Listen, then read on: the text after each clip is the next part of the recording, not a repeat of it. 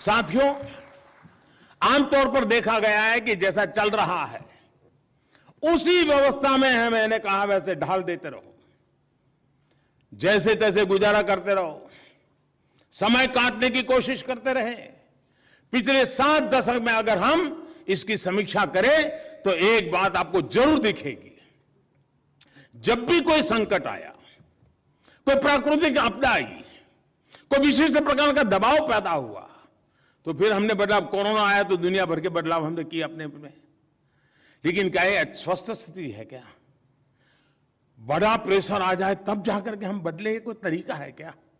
हम अपने आप को सज्ज क्यों ना करें दोस्तों।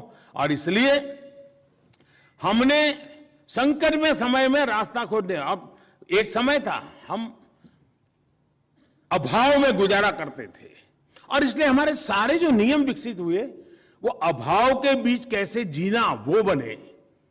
लेकिन अब अभाव से जब बाहर आए हैं तो कानून भी तो अभाव से बाहर लाइए भैया। विपुलता की ओर क्या सोचना चाहिए, उस पर हम सोचें। अगर विपुलता के लिए हम अगर नहीं सोचेंगे, अगर एग्रीकल्चर में आगे बढ़ रहे हैं, अगर फूड प्रोसेसिंग की व्यवस्था पहले कर दी होती तो आज कभी कभी किसानों पर जो चीजें बोझ बन जाती वो शायद ना बनती। और इसलिए मैं कहता हूं कि संकट में से रास्ते खोजने के तो तरीका सरकारों ने सीख लिया है, लेकिन एक स्थायी भाव से व्यवस्थाओं को विकसित करना ये हम लोगों का, और हमें विजुअलाइज करना चाहिए कि भाई ये समस्याएं आती हैं, समस्याएं खत्म कैसी हो, उसके लिए समाधान क्या निकले, इसलिए काम करना चाहिए। उसी प्रकार से हम चुनौतियों के पीछे मजबूरन भागना पड़े ठीक नहीं है जी। हम चुनौतियों को भांपना चाहिए। अगर टेक्नोलॉजी ने दुनिया बदली है तो मुझे उस गवर्नेंस में उसके साथ आने वाली चुनौतियों का मुझे पता होना चाहिए।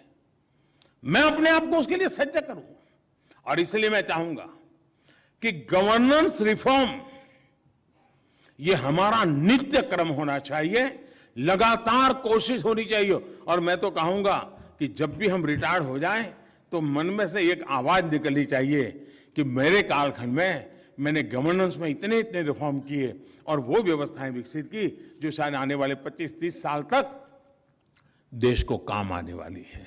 अगर ये बदलाव होता है तो परिवर्तन होता है।